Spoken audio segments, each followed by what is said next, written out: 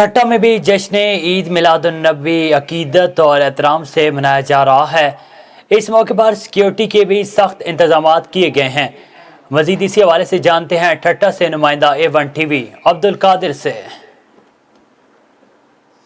भर के छोटे बड़े शहरों में इसी तरह से ठट्टा में भी जश्न ईद मिलादुन्नबी अकीदत और एहतराम से मनाया जा रहा है और सिक्योरिटी के सख्त इंतजाम हैं। जी हम आपको बताते चलें, जुलूस अज़ा बरामद हुआ शेख फरीद चौक से होते हुए मुख्तलिफ रूट से होते हुए खिज़र हयात मस्जिद पे इख्तिताम पजीर किया जाएगा, जिसमें दुआ खानी होगी और शिया उलमा कौंसिल की तरफ से मजलिस वहदतुल मुस्लिमीन की तरफ से शरबत की कैंप कायम की गई है। जी